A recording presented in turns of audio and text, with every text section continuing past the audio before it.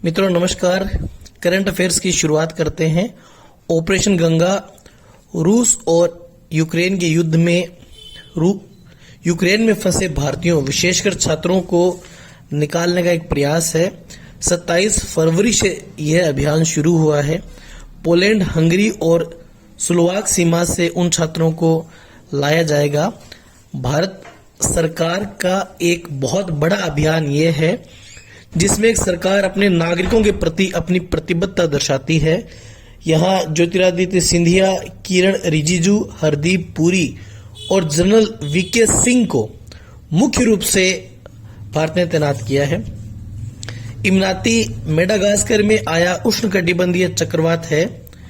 उष्णकटिबंधीय चक्रवात अपनी फिक्स दिशा न होने के कारण से खतरनाक माने जाते हैं और पूरा भारतीय उपमहाद्वीप ही इनके कारण हमेशा पीड़ा झेलते हुए आया है। तो यह सबसे लेटेस्ट उष्णकटिबंधीय चक्रवाती तूफान है जिसे इमराती नाम दिया गया है। तीसरा फैक्ट है, दिल्ली में देश का पहला इलेक्ट्रॉनिक कचरा इको पार्क बनेगा। आप जानते हैं भारत में इलेक्ट्रॉनिक कचरा एक बहुत बड़ी समस्या बनता जा रहा है और यह पर्यावरणीय दृष्टिकोण से अत्यंत खतरनाक माना जाता है। रूस और यूक्रेन युद्ध का भारत पर क्या प्रभाव पड़ेगा? तो दोस्तों इसमें सबसे महत्वपूर्ण है, कच्चा तेल महंगा हो जाएगा और भारत में महंगाई बढ़ेगी और यूरोपीय संघ में जो भारत वस्तुएं निर्यात करता है उनमें भी कमी आएगी। तो कुल मिलाकर भारत में महंगाई काफी ज्यादा बढ़ने वाली है, ये बड़ा फर्क पड़ेगा। अगला फैक्टर, लोकपाल ऐप हमारे देश में मनरेगा के बेहतर क्रियान्वयन और ई गवर्नेंस की दिशा में भारत सरकार का यह महत्वपूर्ण कदम है। नरेगा सामाजिक विकेंद्रीकरण और सामाजिक सशक्तिकरण की एक बेहतर योजना है।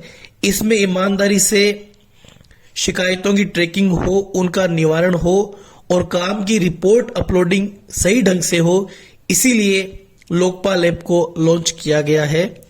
नरेगा ग्रामीण अर्थव्यवस्था और सामाजिक जीवन के बेहतर संचार के लिए भारत का एक फ्लैगशिप कार्यक्रम माना जाता है। तो लोकपाल ऐप भी इसी दिशा में एक महत्वपूर्ण कदम है। अगला फैक्ट है, भारत ने अफगानिस्तान को सहायता भेजी है। 2500 मीट्रिक टन गेहूं भारत ने भेज दिया है।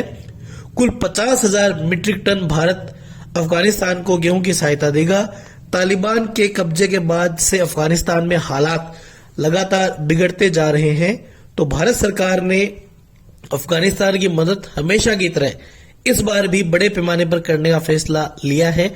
इससे हो सकता है तालिबान और भारत के रिश्ते और ज्यादा सुधरे और तनाव भी कम हो जाए। अगला फैक्ट है, हरित वित्त पोषण नीति आयोग ने पर्यावरण संरक्षण के लिए बड़ा ही महत्वपूर्ण कदम उठाया है। हरित वित्त पोषण आर्थिक प्रगति का जलवायु केंद्रित दृष्टिकोण है।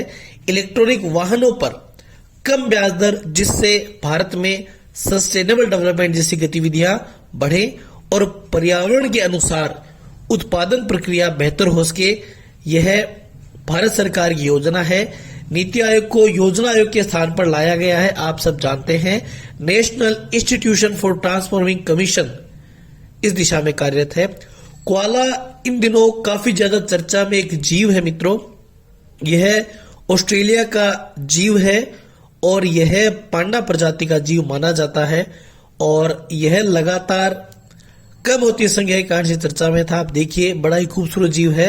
अब इसे लुप्त प्राय प्रजाति घोषित कर दिया गया है और यह बड़ा ही दुखद झटका है वन्य प्रेमियों के लिए, पर्यावरण प्रेमियों के लिए, क्योंकि एक जीव को जब लुप्त प्राय घोषित कर दिया जाता है तो वह विलुप्त भी जल्दी ही हो जाता है। ऐसी पर्यावरणीय अवधारणाएं हैं।